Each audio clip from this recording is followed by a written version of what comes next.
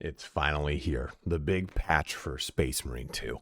Now, I've woken up way outside of my normal sleeping patterns just to deliver you this video. So let me give you the spark notes in my typical fashion of upfronting the knowledge in this video. So here are all the big notes from this patch, and I'm going to have the entire patch notes in the description and the pinned comment. So the contested health bug for Meltas and all AoE damage has been fixed. So Meltas will still do the same damage, they'll perform as you have before, but they will no longer heal beyond what your contested health is. What that means is if you're at 50% health, lose health down to 25, and you have up to 50% in contested health, the previous bug allowed you to overheal into full health pretty much. That's been fixed. You'll now just go back to 50. But as a result, they've also made it so that med packs now restore contested health. This is huge. This is so huge. So you can actually have a well-timed med pack completely restore health if you have it almost entirely filled with contested health. Or if you've been downed and gotten back up with a relic, relic will give you 50% health plus an additional 50% of contested health. This allows you to get 100% health back with a med pack. That is a huge boon. Now, pairing Minoris now gives you armor, and Minoris in general no longer deal a full blip of armor damage. Power Fists got a major damage increase. Heavy's Heavy Plasma got a massive buff, which was sorely needed. Assault got an increase in damage to its ground pound and an overall increase to its jump pack effectiveness. We'll have to see how that works itself out. I kind of wanted a full rework to the perk system, but I think maybe it's too early in the game to say that. And once you get to 25 with Assault, you can see that it's actually quite good. It just needs minor tweaks. So I think that's going to make the class feel very good. There's private PvE lobbies, ultra-wide support, and the sparring arena for playing with friends has been added. We'll talk about that first here when we go to the in-depth. Bots in the game should now be far more helpful as a lot of their restrictions have been released, especially when it comes to killing Zoanthropes. Speaking of, Zangor shields, well, just Zangors with shields, Tyranid Warrior Devourers, and Zoanthropes were nerfed across the board. They're now no longer just game-ending tyrants.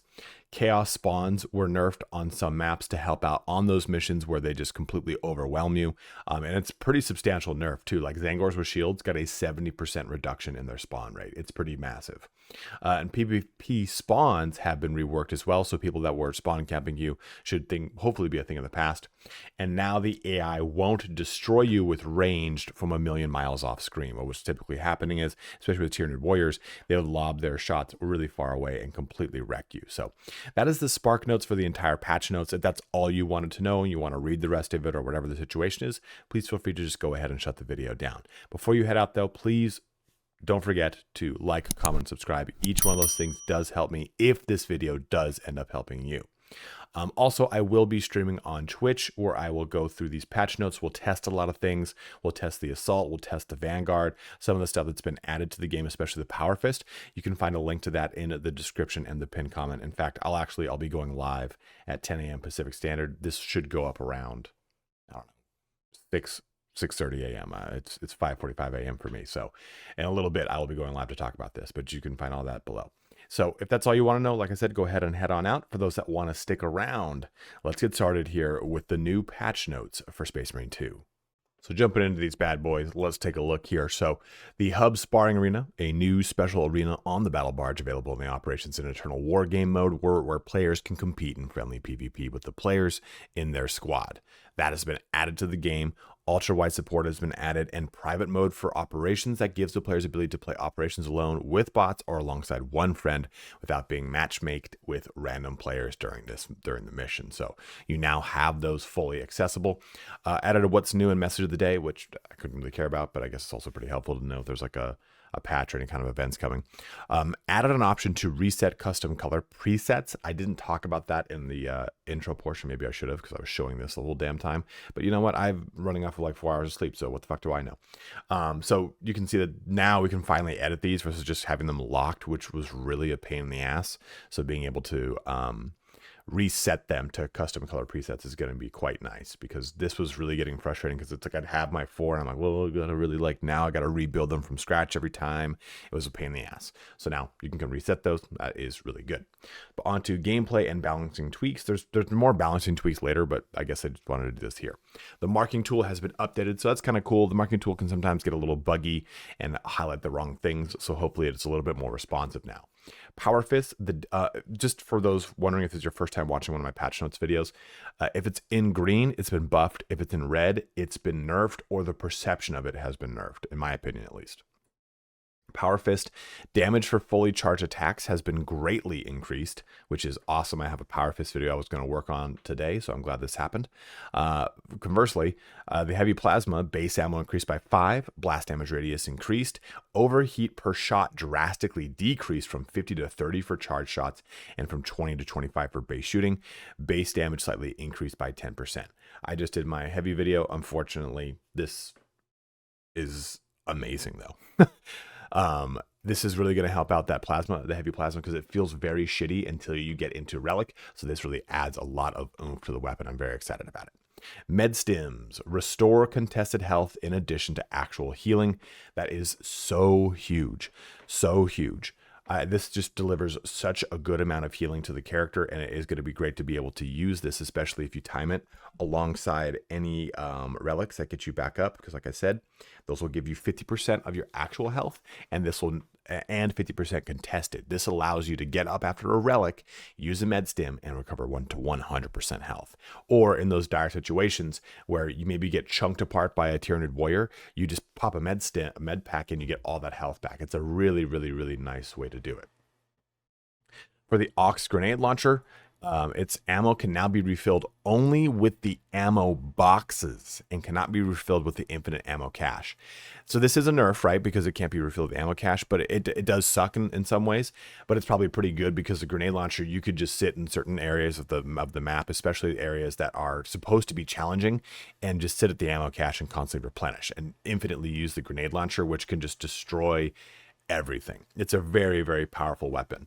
Now, this doesn't mention anything about the tactical's ability to replenish the ammo via its talents, so I assume that is working as intended and will still replenish ammo via talents as it was before. So that is a nice thing to have.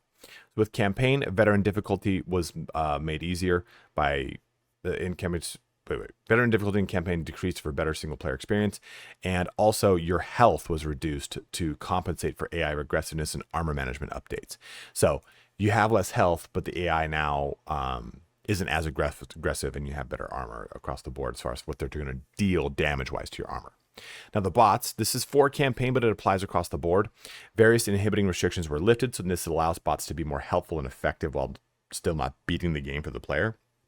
And bots will now help focus firing zone thropes, which is huge, because that was the part that would really suck if you had a predominantly melee party if you're playing operations. So this allows you to actually kill zone thropes effectively. Heavily eased restrictions on bots finishing of enemies instead of leaving them for the player to reduce annoyance. So right now, a bot will not execute an enemy to allow you, the player, to get a chance to do it. They'll wait until the enemy is about to break out of an execute, if they're nearby, and then execute. This just means that I think it's probably going to look at where's the execute as far as where it's going to be in its finish proximity, and then just make the decision to execute it or not. So they had said that we didn't want the bots to kind of play the game and make it so that they were stealing your executes, but at the same time, though, it seems for a lot of people the bots just weren't executing, so this should fix that. For operations mode, big tweak to the AI director. Big tweak for the spawn rules of chaos enemies in operations mode across all maps that have chaos. Zangors with shields on the arena at the same time has been reduced from 10 to 4. So this isn't that it will spawn 4. It's saying that it caps itself so that the AI director isn't swarming you with Zangors with shield that you can't do shit about. So really big fan of that. Cultists with Sniper been reduced from 10 to 3, a 70% reduction, a 60% reduction up there too. Number of Zangors from 30 to 20, Rubric Marines with bolt guns from 8 to 5, and Rubric Marines with Warp Flamers from 4 to 3. I think the biggest ones that stand out to me are the Zangors with shields and the Rubric Marines with Warp Flamers. The Cultist Snipers is probably a close third there. I'll even throw a little green on there for you, because those are the 3 enemies that really bother me the most with Chaos. This feels like a very huge nerf, a huge nerf. And I'm going to talk about this more in my closing section, but I am a little worried that until we get the next difficulty, which is actually coming in October, so that's a week and a half away until we hit that month, the game is going to feel a lot easier because now we have a lot more tools to deal with a lot of the things that are going to throw in our way. And on top of that, the things that are already being thrown our way are going to spawn less, they're going to do less damage, and they're going to hurt us less from ranged. So we'll have to see how this plays out. That's what I'm going to test in the stream here today. But let's go into this next portion, because this goes into more about the tools that we have offered to us. I don't know how I have this stream of consciousness now after 4 hours of sleep, but I'm rocking it. Perfect Parry has been updated, now restores armor for killing Minoris, not only for countering their special attacks. Their special attacks would be anytime that blue appears, right? So this gives us the ability to get fresh armor every time we block Minoris, which is going to happen a lot, and I do it quite a bit. So it's like if you are in the middle of a horde and you're playing very clean, getting a lot of dodges, getting a lot of parries off, you're pretty much not going to take damage because you'll constantly be restoring your armor if need be. And there's more to that later about how much damage they're going to do to your armor, but we'll get there in a bit. Regarding block and fencing weapons, a bug has been fixed in the Perfect Parry window for fencing weapons. Now it has been... there we go.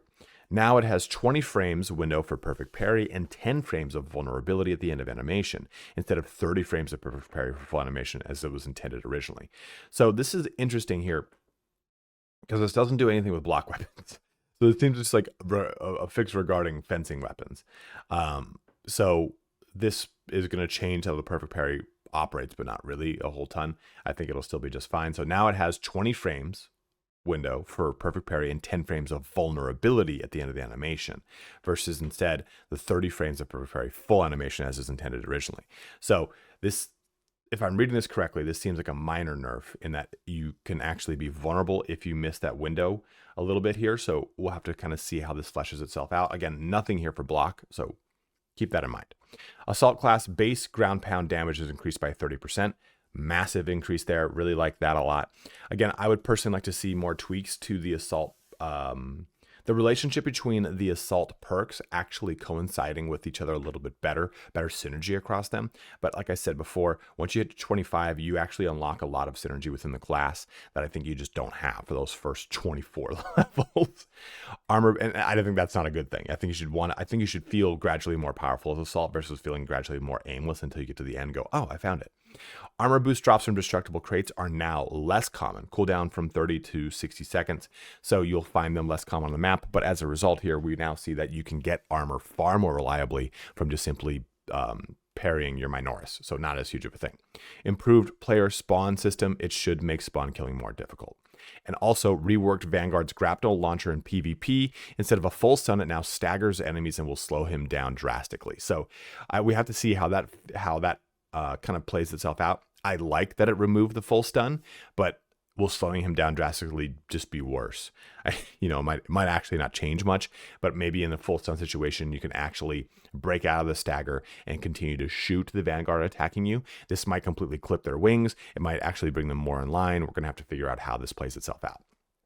Now for the AI, here's some real big ones. Reduced ability to stun lock enemies with ranged attacks across all characters, because you can really get worked over by getting stun locked by just too much damage from the AI dealing damage to you at ranged. Accuracy of ranged damage is reduced when attacking from off screen, and accuracy of ranged weapons is reduced when attacking melee engaged players. This is huge. If you've ever fought against the Tyranid Warriors with the Devourers, which are the small little shotgun looking items, they can chunk your health out when you're in melee range with them, when you're engaged with melee. They can do like a weird little dodge and just shoot you point blank. Or if they usually spawn in packs of 3 or 4, they can just shoot another round into you from the other ones around. That didn't make sense. When there's 3 or 4, you can be engaged with one while the other one shoots you and just chunk apart your health. So this is a real massive quality of life increase to the entire game. Regarding Hormagaunts and Zangors, Hormagaunts are the melee versions of Gaunts. Termagaunts are the ones shooting. Melee damage now deals specific amount of damage instead of removing one complete armor segment per attack. This is massive because what was happening is you'd get hit by 1, 2, 3 of any Minoris, and then you just open to range attack death. So this allows us to actually keep our armor at a manageable rate, and being able to parry them restores armor. We'll be able to deal with hordes way, way better. Way better. For a Zoanthrope, they have a Psychic Stream attack. Its damage parsing time is increased from 0.5 seconds to 2 seconds to prevent one-shot damage. What was happening was you'd get the beam that would hit you, and it would hit the second one, hit you again, and you'd be dead because you couldn't move from that previous beam. Its damage was reduced from 11 to 8, and its effective range reduced from 50 to 40 meters, and the cast range reduced by 10 meters as well. So this is going to be pretty helpful to deal with these guys. The Psychic Stream might actually be the AoE stream that they do, but that's the one that really bothers me is the Neurothrope, so I might have that a little confused there. But either way, Zoanthropes won't be as annoying. Termagants, their Flesh Borer spray attack is reduced from 1 to 0.5, and the spray attack damage reduced from 0.3. Oh, Flesh Borer, sorry. Flesh Borer spray attack damage reduced from 0.3 to 0.1. So overall, across the board, they should be easier to deal with. They have a spray and they have 2 different attacks that they use, and I think that just got messed up in the spray attack there. Tyranid Warrior with Devour, projectile damage reduced from 0.9 to 0.6 per projectile. That is such a huge reduction because, like I said, they were probably one of the hardest things to deal with in Ruthless if they spawn in a massive pack. Rubric Marine with the Warp Flamer, all 3 of its big damage things have been reduced. So its Flamer burst damage, its Flamer shooting damage, and its Icon of Flame have all been reduced. The first 2 on this list are its red attacks. Its AoE burst that it shoots down, and then the quick one-shot that it'll shoot at you have been reduced, while also the Flamer shooting damage reduced from 6 to 4 per projectile, health reduced by 10%, which is really nice because it would just rip you apart if you had no armor, rip you apart completely. Rubric Marine with Bolt Gun, their spray attack damage reduced from 1.5 to 1. Precise Shot, the one with the red indicator, damage reduced from 4 to 2 per projectile. It was something like 4 projectiles, I think they were coming out, something like that. And it was pretty rough if you didn't dodge them. Reduced frequency of teleports used to disengage players to make them less annoying to fight, health reduced by 10%, which is nice too because what was happening is you just couldn't reliably shoot them with anything that had like a punishing shot. So if you were last useful them, they'd teleport. If you were to heavy plasma projectile them, they'd teleport. So most other guns that have hit scan, it wasn't as big of a deal or didn't have a charge up there. But any weapon that didn't have hit scan or didn't have a charge was just getting wrecked with this stuff. Zangors with Shield also had their HP greatly reduced. So now they don't spawn as much. Now they generate, what's it called? Armor if you parry them, and their HP has been reduced greatly. Huge. Carnifex had a little bit of nerfing here. Rage phase. Updated Carnifex becomes faster and more aggressive, which sucks because that thing just bulldozes over you. Its taunt frequency reduced and fixed a bug where its Cone of Thorns attack wouldn't fire projectiles. It would just get locked in this, and you'd be able to burst it down completely. The Hive Tyrant has its health increased and resistance to explosives and melt weapons increased by 20%. I should have put this in both in red because now the Hive Tyrant's going to be harder. If you've ever played the Hive Tyrant with a tactical, what you basically do is you wait till phase 2 happens, you tactical auspex her, then drop a melta bomb and 2 crack grenades, and that will kill her if you have the auspex fully buffed. So this is a needed nerf, quote unquote, a buff as it were, but it's still worth noting. So for some customization, they fixed some icon colors for Administration Gray, Auric Armor Gold, and Celestial Gray. Fixed several issues with default colors being wrong on some chapters. Iron Warrior losers, dude. That is low blow to Perturbones, bros. Vanguard Relic Right Grieve part now required 29 victory instead of 36. And I was actually just playing with this last night because I was trying to make the Victors, the successor chapter. Now you can have Grieve patterns do just the top, just the bottom, or the entire leg. So added a color pattern called Grief Pattern, allowing the player to customize bottom and top half of the leg separately. Maps have had a little bit of tweaking here, but mainly tweaked dust storm density and duration in the ballistic engine operation. Hell Drake had some fire timings on the bridge and reliquary operation tweaked as well, and trials can now be accessed via the Hypnomat in the armory. Some general fixes here to kind of square us off. Is that it? Yeah. Fixed a bug where changing loadout and operation would restore your health. So if you were relying on that bug from the Bulwark and from the Heavy's 20% increased health perk, this has now been fixed. Do not expect to get your health back when you use a drop pod, period. Regardless of what perks you have, it's not going to work anymore. Improved jump pack ability responsiveness. This is great because sometimes you'd be in the middle of a horde, try to jump pack out, and you just get stun locked, and that's not good. I don't like that. Fixed a bug where, in some rare cases, controls would stop working after performing a finisher. You'd be locked into the animation. You wouldn't get hit, but it would cause a lot of panic. So I'm pretty cool with that. Fixed a bug that caused the Vanguard's Adrenaline Rush perk description to show 1% instead of 10%. So that works as intended now. Fixed announcer spam in Eternal War mode. Thank God. I was so sick of hearing stuff about the Loyalist dogs every 2 seconds. So that has been fixed. Fixed a bug where grapnel launcher would get canceled if overlapped by small geometry. Love this because little tiny things would just completely knock out your grapnel launcher, which really sucked. So that is no longer a thing. Fixed a bug where tactical perk Emperor's Vengeance did not work with Plasma Incinerator. That has now been fixed.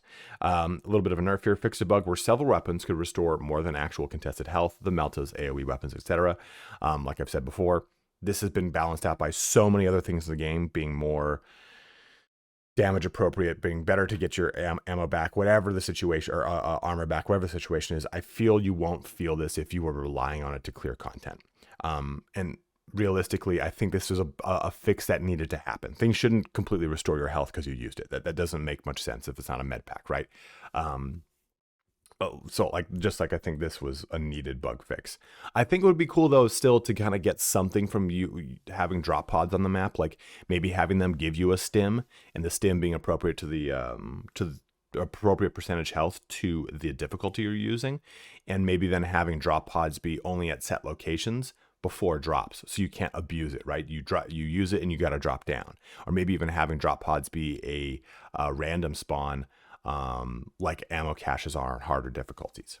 Either way, it's there. Food for thought. Lots of minor UI fixes and improvements as well, because there's quite a bit of those throughout the entire game. So these are all of our general fixes. What are my big takeaways here? And I think ultimately the game just got a lot easier.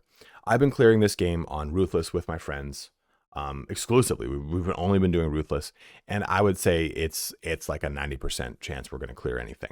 Sometimes you get smashed really hard with Zangors and their shields, and it's just, you get swarmed really rough and tumble, and it just doesn't turn out well. It happens. Reliably though, and we're choosing different weapons. We're mixing it up just to max our weapons out. So I'm not finding that the game is at a point, because I'm playing with my friends, right? I have the luxury of playing with a pre-made. So considering that the game is now going to be far easier for us, that's not very awesome to me. But at the same time, I think it's appropriately easier now. I think that, like, yeah, we've just gotten better at dealing with the things that we've had to deal with to make us like better in those situations. Not that it's like, yeah, we're such good gamers that we're completing it. You know what I mean? Like, we've just learned how to deal with the challenges thrown our way because we're working as a team, because the three of us play together all the time. And this sucks if you don't have that, right? If you're not playing with that, you're like, well, yeah, dude, that's great that you're able to beat it, but I can't even beat Substantial because I'm playing with randos and we're getting shit on by Zangors. So I think it's an appropriate level of easiness. But I think most importantly, this leaves the door for the hardest difficulty to be very challenging. And I think that the hardest difficulty, and they've already said this, they don't want it to just simply be a bullet sponge difficulty where you jump into the hardest difficulty and things just need more bullets to kill. They want it to be more spawn related, more difficulty related, that's actually linked to the AI director and less the actual health of the creature. So I'm very curious to see what that final difficulty is going to be, because now, just to kind of recap, yeah, sure, we lost contested health from AoE. We lost the ability to replenish health on loadout. But now we regain armor on Minoris, parries. All of the damage coming from ranged is reduced when we're in melee. Overall, the range damage has been reduced. The spawn of the hardest things to deal with has been reduced. And we get health back, contested health back when using a Medicae stim. And I probably forgot things because my brain is just not there right now, right? But those are all super good. So the game brought down its difficulty from spawning, from damage, from AI responsiveness, and brought down the difficulty from the ability to manage your health and manage your armor, which regardless of the way my team was operating or not, we all agreed that the health and armor in the game was in a bad place. In that, yeah, it didn't make much sense that you could play clean, have one little minor mess up from just like an input error, and your character has got 1% health because of the way that the relationship was happening from Minoris, dealing full blips of armor damage, and then dealing with the range punishing treatment from Devourers and Termagants. So I'm really excited to see how this plays out. Again, we're going to be testing this in the patch today. We're going to be playing with some max level characters and some low level characters to get a feel for how it feels across the board, not just simply in Ruthless, so that you guys too can kind of have a feeling for that. So jump in. We're going to be playing around 10 a.m. Pacific Standard Time. Watch me on Twitch. It's the best way to watch me. You can also watch me on YouTube because I restream to both. But you can find that linked in the description, pinned comment, all that fun action. But if you let me know your opinions here, guys. Do you think patch 3.0 is a good step forward? Do you think it is a huge regression point? Let me know how you're feeling. I think ultimately a lot of people are going to be happy with this. I think people probably wanted perk changes to Assault and stuff like that, and I get it. I feel it. I want Assault to feel better. The way that like Bulwark feels better. Bulwark feels really strong at 10 and 13. They're big power jumps in the Bulwark. Same thing with Vanguard, same thing with Tactical. Vanguard is great the whole time. Same thing with Tactical, same thing with Heavy. They gradually feel stronger and better. But Assault doesn't get better until it gets a better relationship with its perfect dodge. And I think that the perks need to align with just simply perfect dodge, not jump pack perfect dodge.